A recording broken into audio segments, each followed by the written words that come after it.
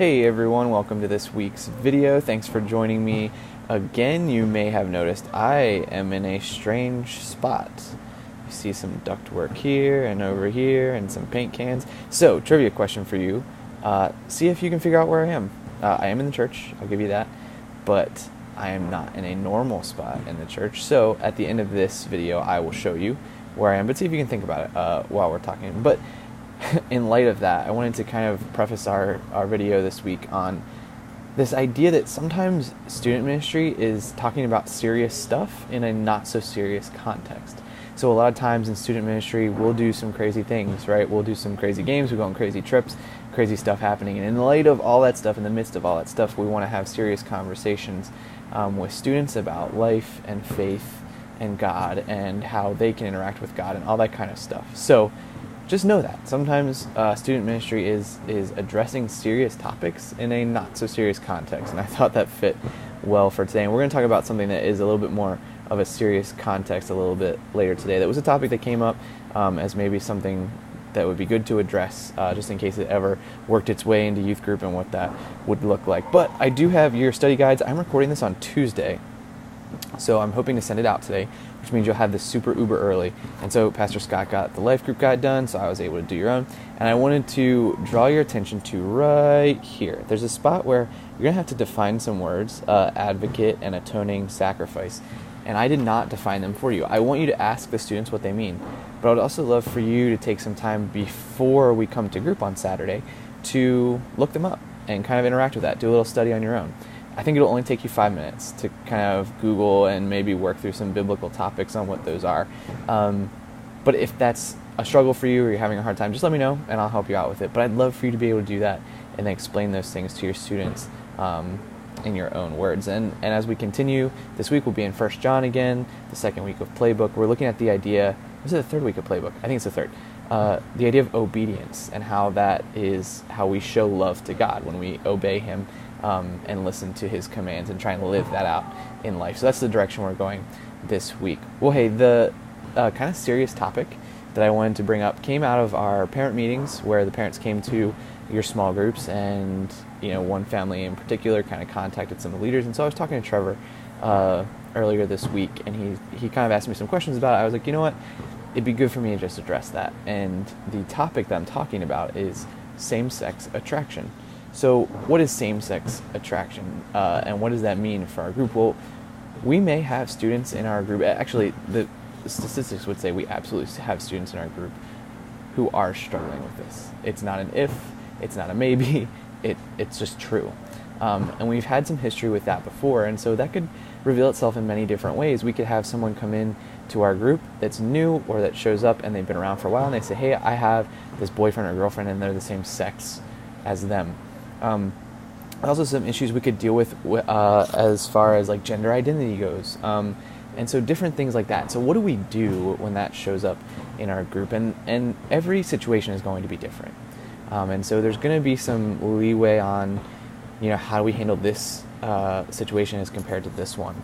It's very hard to have like a blanket rule for what we would do. But the big thing that I want us to remember and I want us to be kind of known for in those situations is that we are accepting and welcoming of the person.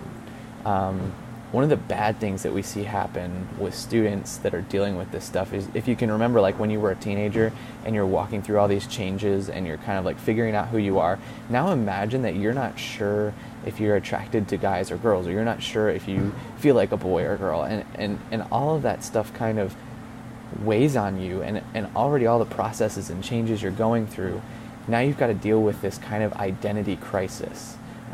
Whether it's within yourself or with someone who knows something about you or whatever. And so in that, what we see happen is when students don't have a place to connect with and feel like they belong and feel like they're loved, they can get depressed, and that depression can take a really bad turn. They can turn to substance abuse. There's those statistics out there that not every kid that deals with that is going to go that direction.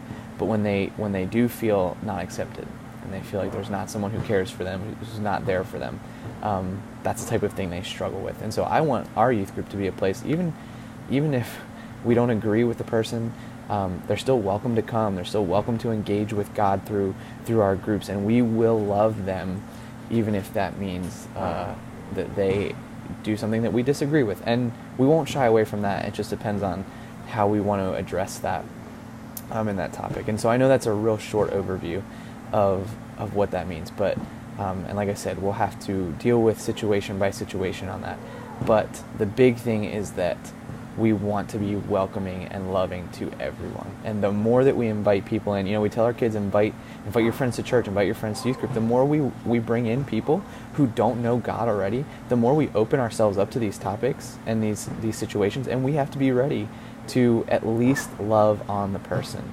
Jesus always loved the person first, and then was willing to address maybe their sin issue after that. And so I want us to be a place that's welcoming, loving. Even if we disagree, we will disagree at times, but we will still love and care for that person. So if you have any questions about that, please let me know.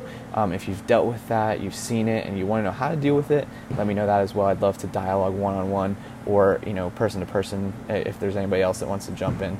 Even if you make a comment on this video, we can try and work through that a little bit. Hey, just 2 events to remember. Christmas party, December 16th. It is a formal event, and we do what we call a stocking swap. So we do a gift exchange, but they're always socks. So we try and find like the coolest pair of socks you can find for less than $10, $10 or less, and then we do a gift exchange with that. So formal event, December 16th, stocking swap. So I'll make sure we have more information about that in the next couple weeks, but remember that, and that's the same time as youth group. And then the all-nighter, December 29th, which is a Friday night into a Saturday. We've locked that date in. It just depends on what activities we're going to do. So I think some of you are already locked in for that. I'm going to do some more work on making sure I know who has said they would be a leader for that night. And then we'll make sure we have enough for everybody. So awesome. Thank you, guys. Okay, let's let me show you where I am and see if some of you were right. Some of you, I bet, don't even know that this place exists. So I am actually, this behind me is the screen in the main auditorium. If you're looking at the stage, it's the left one. There's a closet up here where there's stuff stored. We're probably not supposed to store them because there's furnaces and things up here.